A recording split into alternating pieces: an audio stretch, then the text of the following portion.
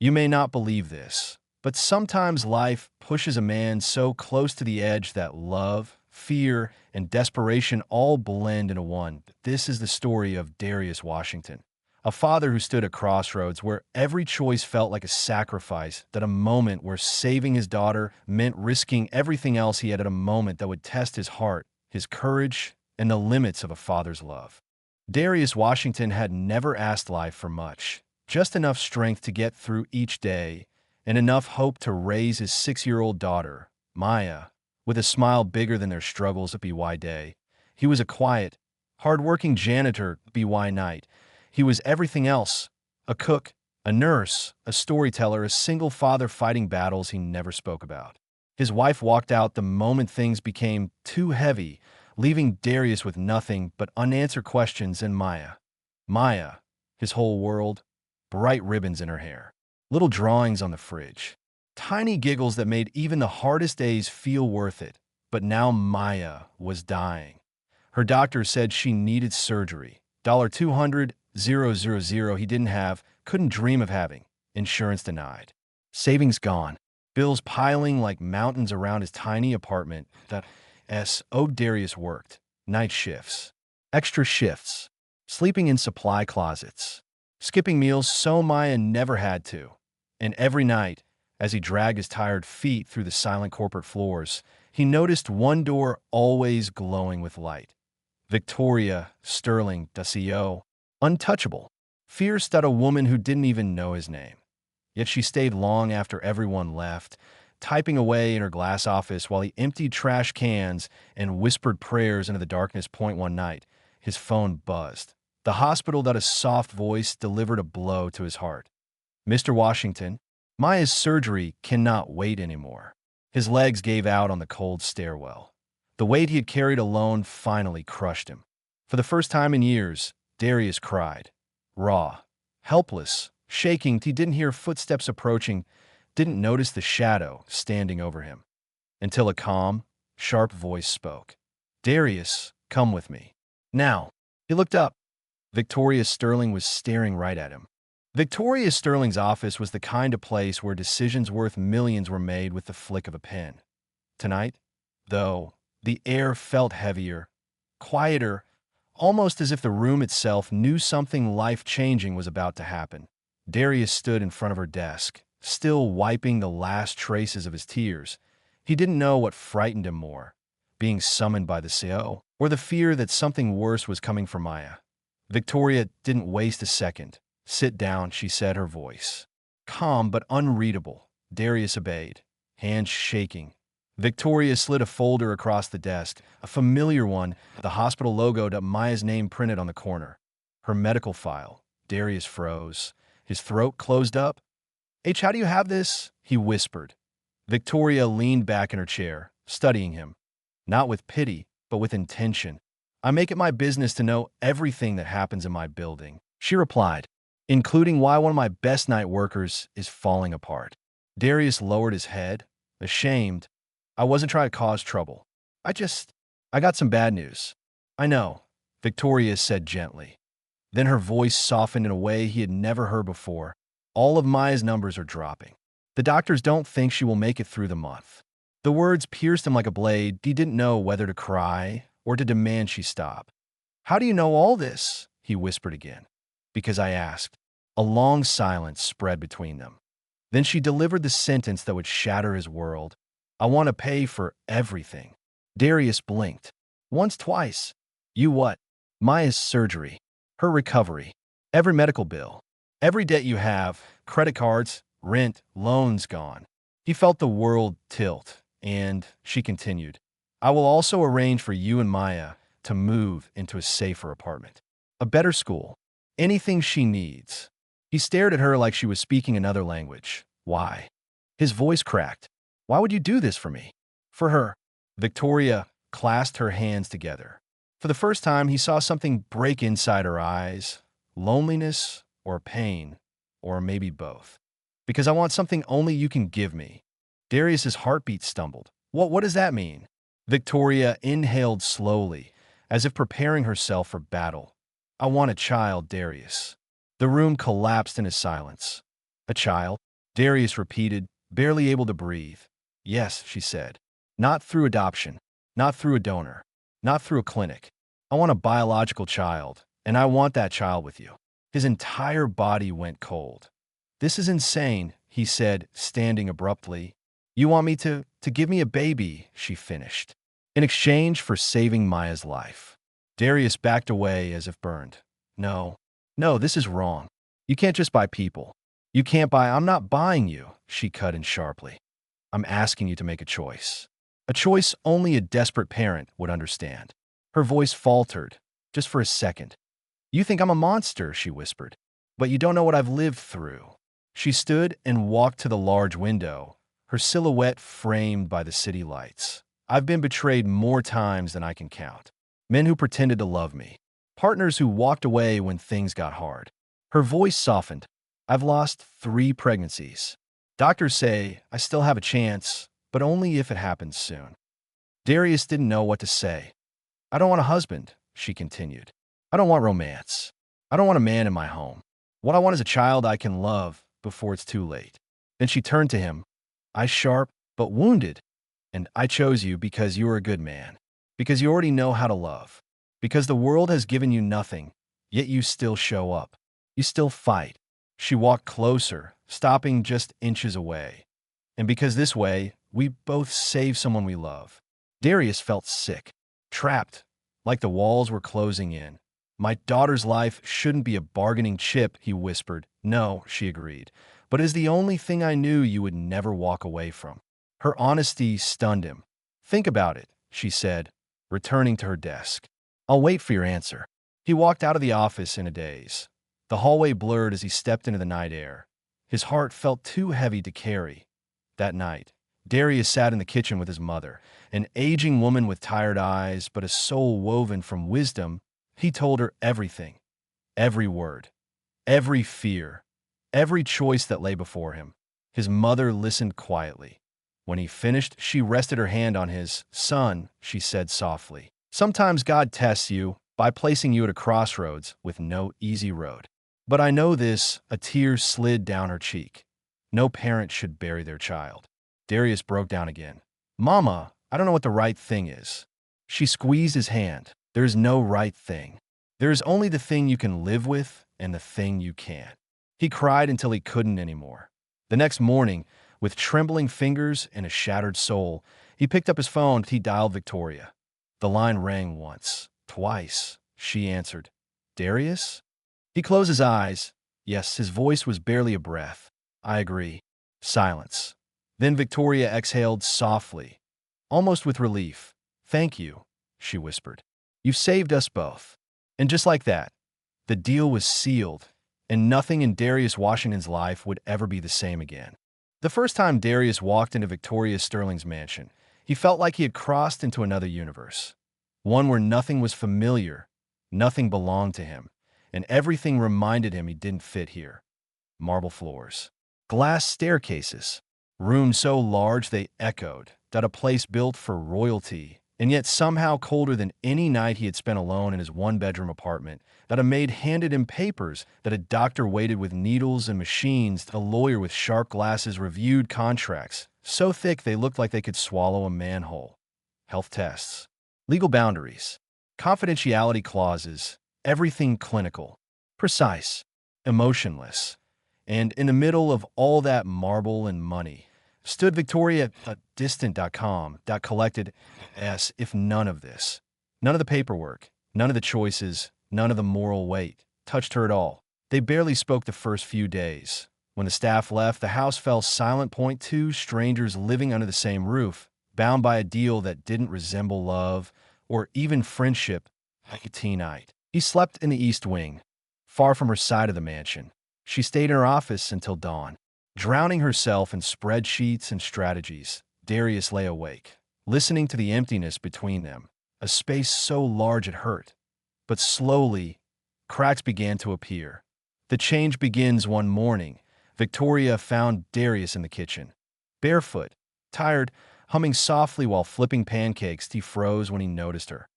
Oh, sorry, I didn't know anyone else was up, he said awkwardly.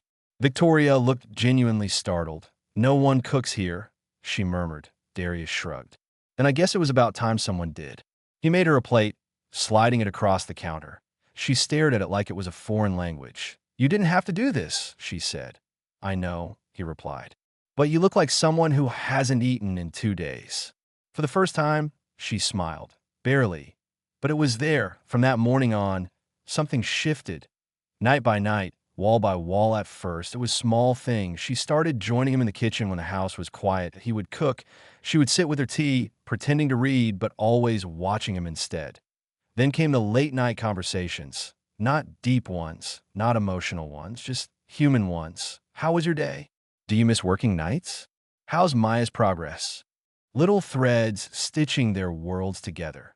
Victoria slowly revealed pieces of herself. Not as a CEO, not as a billionaire, but as a woman shaped by loneliness. She told him about growing up in a house where silence was more common than affection, at a father whose love came with conditions, that a mother whose face she struggled to remember. She told him about partners who used her, lied to her, abandoned her the moment her vulnerability showed. Darius listened, quietly. Respectfully, he didn't speak much about his own past, but Victoria saw it anyway.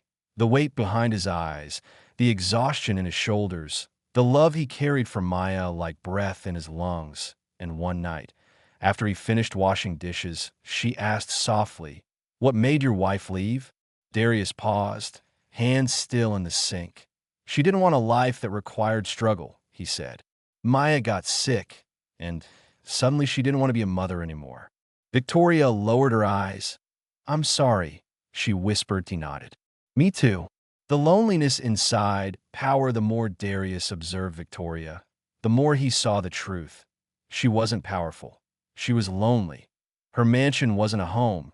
It was a fortress. Her confidence wasn't strength. It was armor. Her precision wasn't control.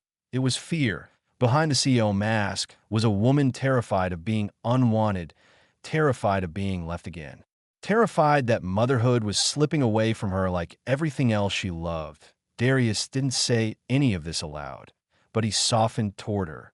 Not because of the deal, not because of the money, but because he finally saw her humanity buried under years of coldness and expectation.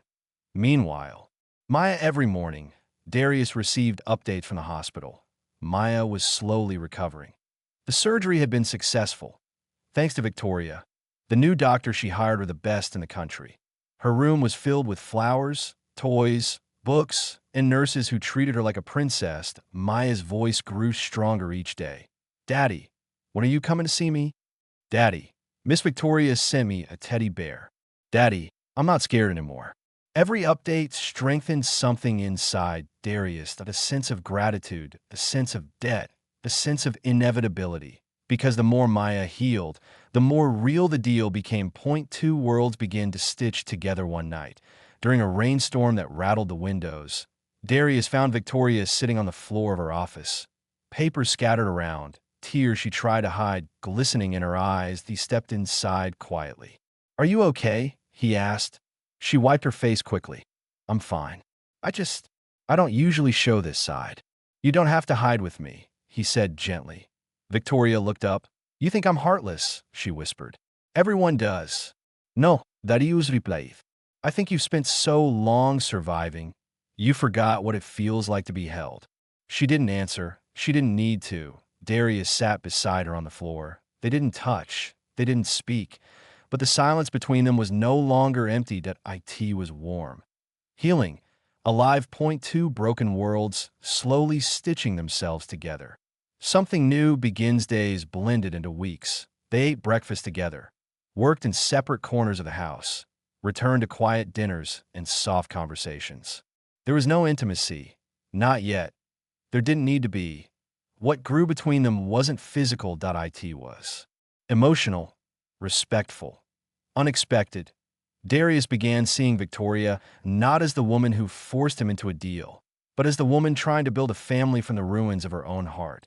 Victoria began seeing Darius not as the man she chose out of desperation, but as the man who carried enough love to heal a child and maybe, eventually, her too. And as Maya's recovery continued, Darius realized something he never expected. He wasn't just living in Victoria's mansion anymore. He was becoming part of her world, and she was becoming part of his. Morning sunlight poured into the east wing of the Sterling mansion, warm and golden, falling across the polished floors like a blessing. Darius stood by the kitchen island, pouring himself a cup of coffee, still half asleep, when Victoria appeared in the doorway. But something was different. Her face was pale. Her hands trembled slightly. Her eyes, usually sharp as steel, looked soft, unsure, frightened. "Darius," she whispered. He set the mug down instantly. "What's wrong?" Victoria held out a small white envelope. His stomach tightened. "What is that?" She didn't answer. She simply opened it and pulled out a thin slip of paper. Medical results. His breath caught. He couldn't finish. Victoria nodded slowly, tears filling her eyes. "I'm pregnant." The world seemed to stop, soundless, weightless, before emotion crashed over him in waves he didn't know how to hold. Pregnant, the miracle he had agreed to create out of desperation. Yet now it felt nothing like a deal. It felt like destiny, heavy and overwhelming. Victoria exhaled shakily. "I thought I would feel powerful, relieved, in control." But instead, her voice cracked. "I'm terrified, Darius." He moved toward her, slow and careful, like approaching a wounded animal. "What are you scared of?" he asked softly. She swallowed hard. "That you'll leave," she whispered. "That the moment your daughter is fully healed, you'll disappear from this house, and I'll be raising this baby alone." Darius felt something inside him shift. The deal had forced them together, but what they had now, late-night talks, shared meals, quiet laughter, was real. Honest. Human. He stepped closer, emotion tightening his throat. "Victoria," he said quietly, "I'm not going anywhere." She looked up at him, searching his face for lies. He shook his head.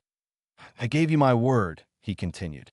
"And more than that, I care about what happens to you, to this baby, to all of us." A single tear slid down her cheek. She didn't speak. She didn't need to.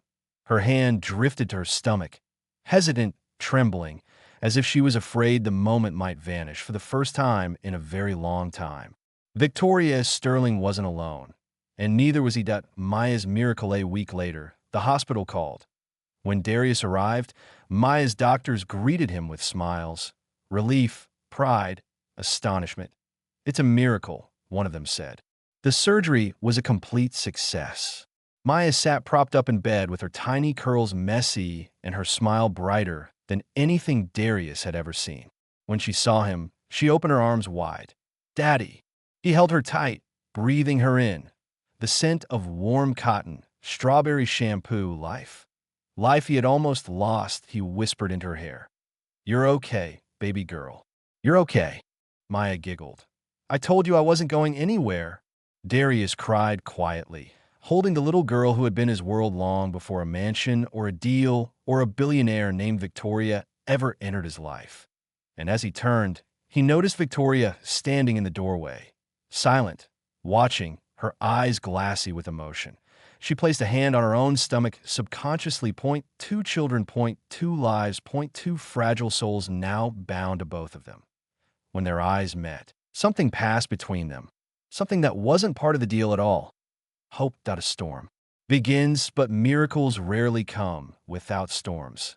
In Victoria's world, the empire she built piece by piece had begun to tremble. It started with whispers in board meetings, directors exchanging glances, lawyers asking odd questions, shareholders requesting unusual reports. Her personal assistant pulled her aside one morning. "Victoria, I think the board is suspicious about your sudden medical leaves and your new living arrangements." "Victoria Stefaneth, what rumors? That you're hiding something?" A pause, something big. Her heart pounded, dread spreading through her bloodstream like poison.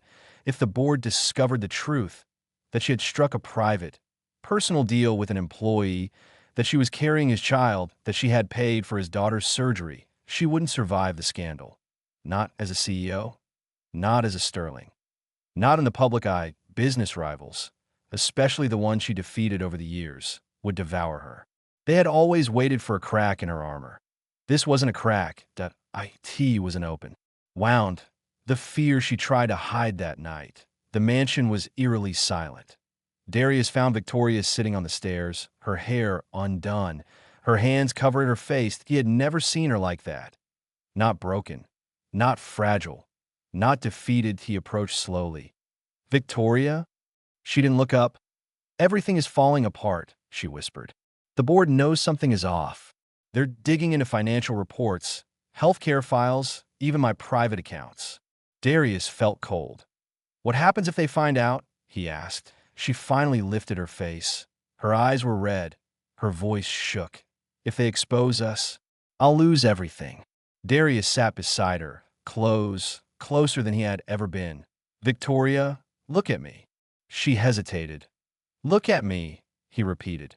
When her eyes met his, he spoke with the calm of someone who had faced storms his whole life. You're not alone anymore. Her breath hitched. I've been alone my whole life, she whispered. No family. No real friends.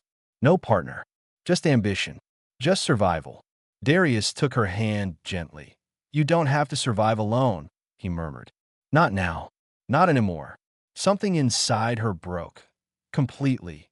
Finally, all the walls she had built, the steel persona, the corporate armor, the billionaire mask, shattered under the weight of his words.